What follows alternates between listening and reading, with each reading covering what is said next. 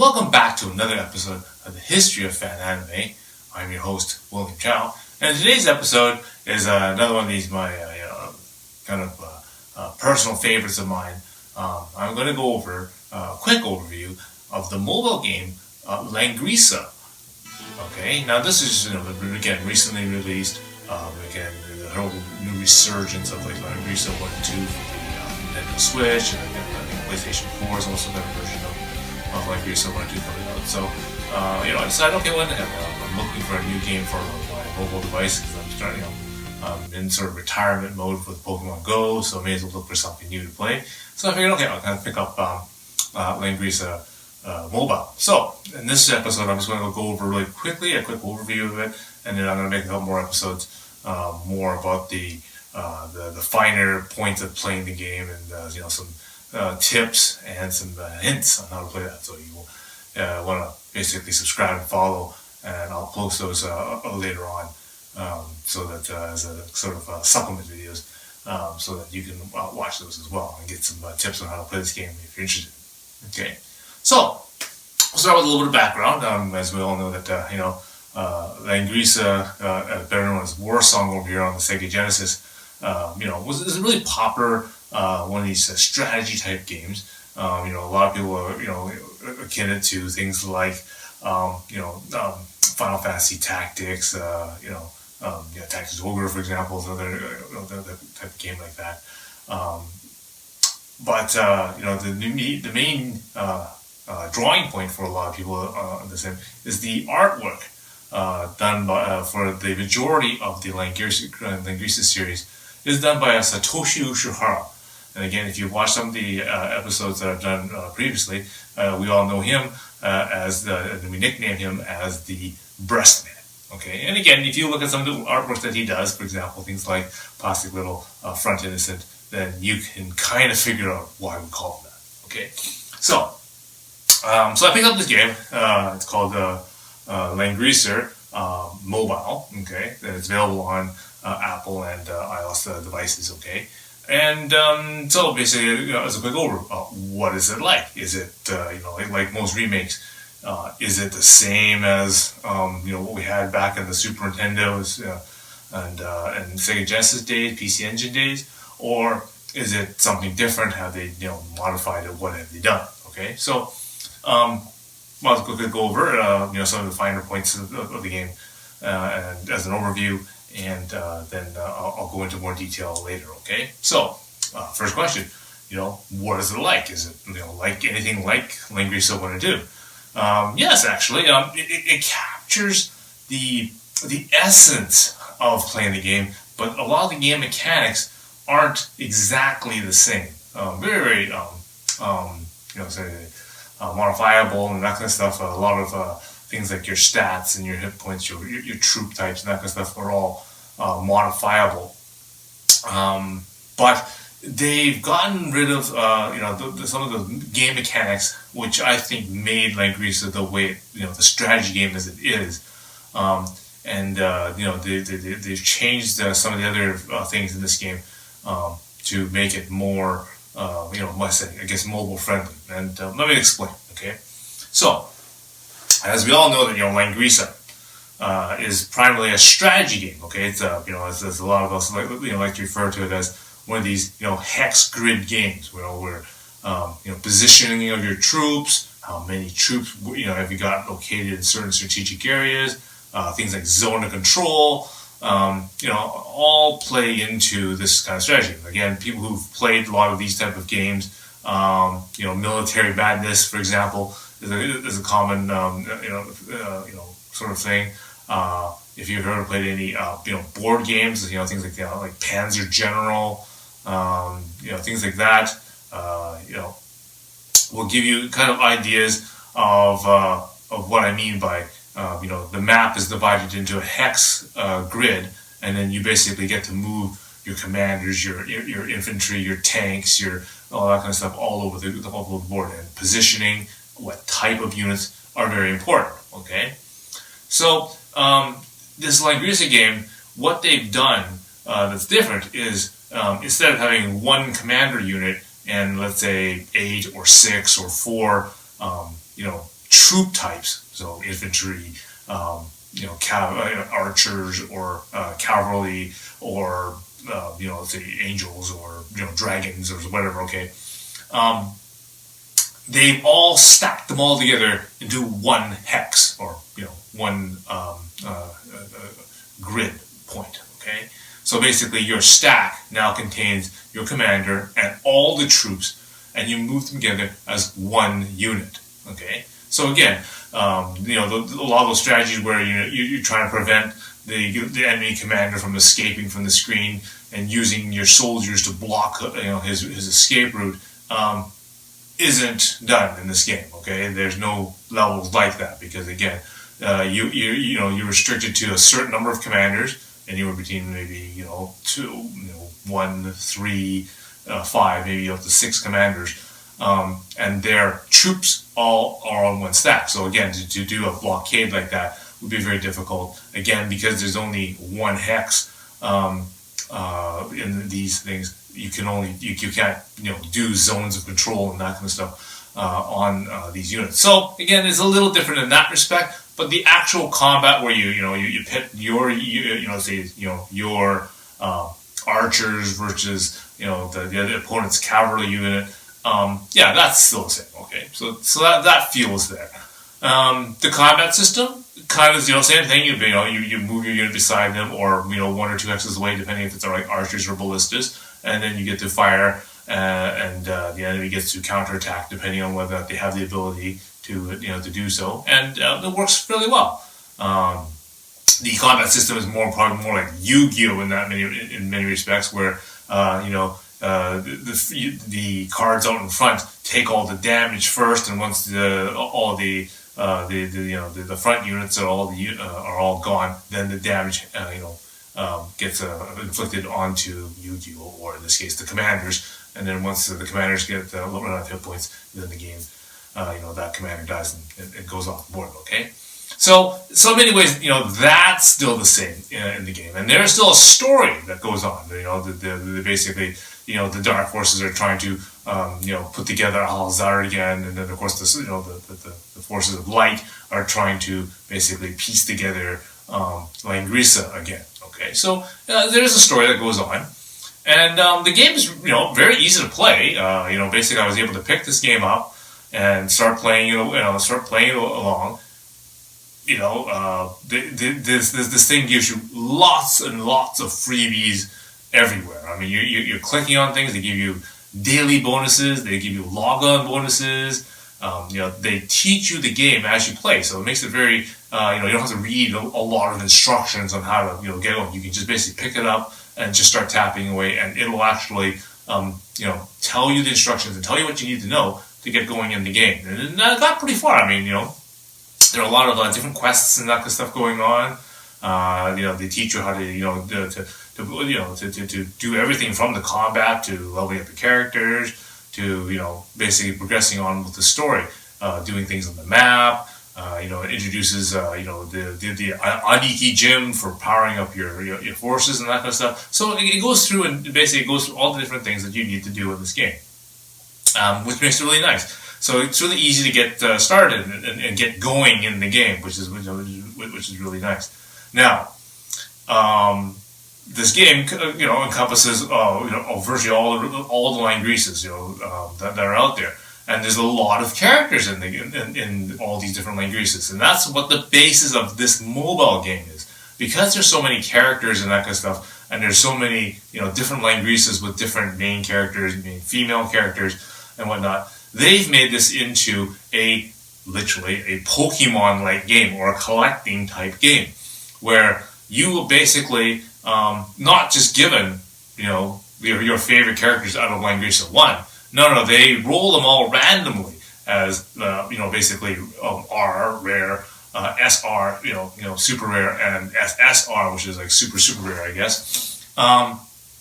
And you're given the characters are all divided up, and then they're given to you literally randomly. Okay, using their Trinity ticket system that they've got there. Okay, so if you're like me who like to play Pokemon, and you accept the fact that you might have to go out and catch lots of Pokemon in order to get a shiny or in order to get that particular Dragonite, and you were able not, to play the game for a very, very long time without actually catching a Dragonite, then okay, you've got the fortitude and the patience to play this type of this type of game. However, if you are the type of person that says, well, okay, I like Langrisser 1, and my favorite character is Leiden or Narm, for example. I mean, okay, because that's one of them. So, and you want to play with that character and that character only. You don't care about anybody else. Then this game might not be exactly for you. Well, unless of course you get Narm right at the beginning and you can power up. Reason is because again, what happens is that they give you some schlubs, okay, Joe Schmoes, if you will. And then you begin playing this game using those guys. And they can get you pretty far. You can get some, several levels and that kind of stuff. But the problem is again, you are gaining lots of resources to basically power up your character, to power up your armies, your soldiers, and that kind of stuff, your weapons. You're trying to collect up magic items and that kind of stuff to power up your magic items and things like that. But you don't want to waste them on your schlubs because obviously, if you're not going to use them after a while, then you're wasting all those resources. So you want to kind of conserve your best for when you get those characters that you want, and then level them up. Now, the problem, of course, for a lot of people is what happens if you don't get those things you want. So, for example, like in Pokemon Go, if you don't catch a Dragonite for a long, long time, then you may have a lot of extra Stardust waiting for you to boost up its level to power it up. And to, of course, evolve it and things like that, right? You don't want to waste it without getting, the perfect Dragonite or something at least with the reasonable, percentage IV or something, for example. Okay, so if you've got the patience for that, then great. Then this game will work for you. Otherwise, if you're like, no, I only want to play with Leon. If I don't get Leon, then I this game sucks. Okay. Then you got the problem of, well, I suppose I could pay money into the system and then that will increase my chances to get Leon, or I could maybe with enough trips to the black market and all these other things, and I can collect up maybe enough shards and that kind of stuff to summon Leon early in the game, so I have Leon. Okay, great. Then you might say, well, this is just a big money grab, and it's just another way for them to make lots of money because you have to pay to play the game. Okay, to spell the rest of that, no, you don't have to pay to play the game. The game makes it very forgiving, makes it rewards you for coming into the game, logging into the game multiple times during one day, and to check up on the game and to participate in different things in the game. It lays it up quite out. I mean, they give you free stuff for logging in into the game. They give you free stuff for checking in and giving you food twice a day.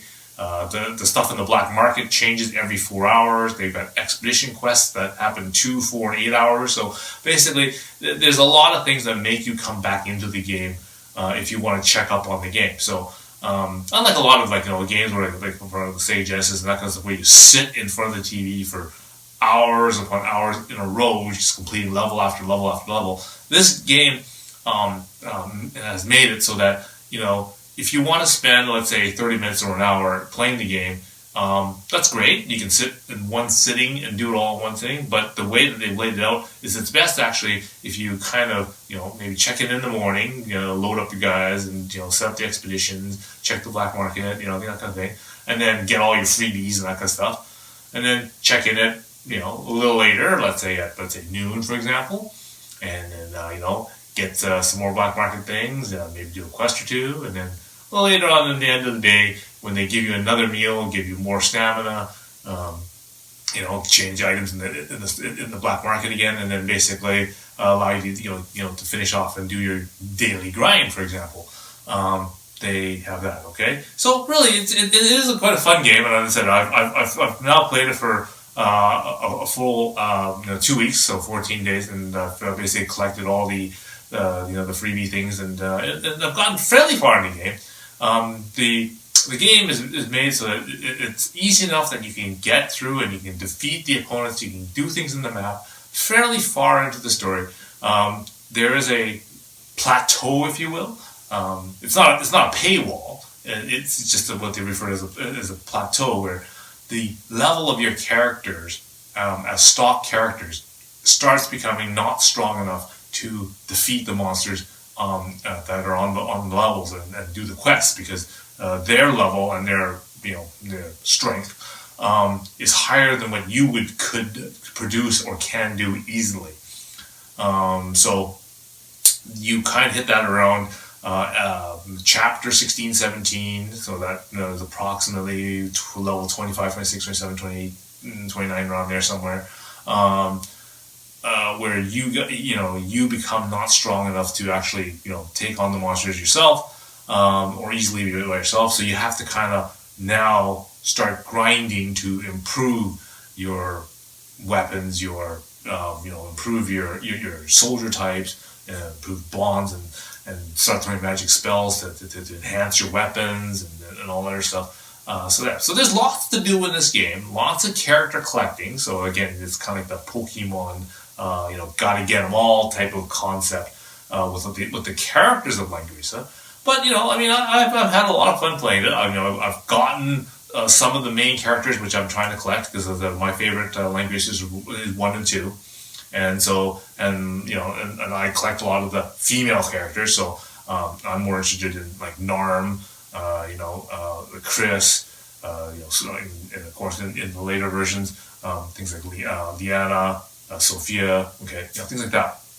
Those are the characters that I'm with, and I was fortunate enough in the game that so far, out of the SSR type characters, I've managed to get Narm, Chris, Liana, and Lana, as well as I just got Therese. Okay, one of the special missions that they had is called the Path of Light, which is a 14-day the mission. Basically, you got to collect 60 points out of 70 in 14 days. So since I began the game, with the day 1 of the Path of Light. So within 9 days, I was able to collect all 60 points, enough to get Sherry. Okay, so another one of my, not my favorite character, but now basically an offensively strong a female character that I like in this game.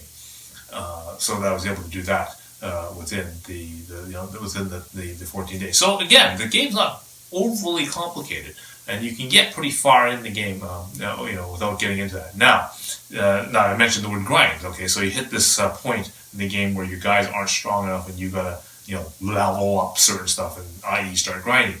One of the key things that in this game that's really useful is they have what they call an auto feature. So if you want to, for example, do a level or do a quest or do the Aniki training or do the goddess quests, or you want to improve the relationship bond between the characters, and you can do these quests, if you will. But they have an auto fight feature where they basically, you say, okay, I want to use Chris, Narm, and and Layden. Okay, I want to take these 3 characters. I want to send them through to this level. You can hit a bot once you've selected which characters and what kind of troops you want to use. You can just press auto, and then the AI will do all the fighting for you. And then once you finish beating the level, you can just collect up your treasure, and then there you go. So it actually auto grinds for you in a way. So those people who are all concerned, well, there's a lot of work to get enough gold pieces, to get enough shards, to get enough this and that. Hey, the system actually has a way to auto grind stuff for you. So just log in, set up the parameters, and just hit the auto run button, and it will basically automatically give you stuff for free. So lots to do, lots to play. So I want to just go over the overview of this game to give you sort of those people who are sort of on the fence about whether they should download this and whether to play it, whether I like it or not. Go ahead, give this a shot. It's a really fun game, and you can get pretty far in the game without really doing too much. And as I said, in 9 days, I actually managed to get quite a bit into the game. Got up to chapters I think it was like chapter 16 in the game, so it's pretty far into the story. My guy got up to level like 27 or roughly or so there, and that's pretty high because I've seen some guys when they get that high, and the way that it makes you plateau. A lot of the character development and that kind of stuff, is sort of all uniformed at that time. It kind of bell curves you in at that time. So I've seen guys up to level 50 and level 60 with some very, very powerful characters. So I'm not that far behind them, right? So again, it all depends on how many of these characters you want to to develop, and how many of these that you're lucky enough to get, because there's a lot of for example, SSR characters that you need to get, and again, I have already scratched the surface, but then that's okay, because there's a lot of characters I'm not interested in getting. I just want to develop the ones that I like. Okay, so if you're interested in the Langrisser, you want to have some questions about Langrisser, what's your favorite character in Langrisser? Again, put those in the comments below. And while you're down there, don't forget to hit subscribe and click like, because I'm going to be making a couple more supplement episodes to this about some of the finer strategies and things that you do in the game to help you out. Okay, because again, as I'm going through this, I'm learning this myself, and maybe I can help you out as well. Okay, so until next time, see you again.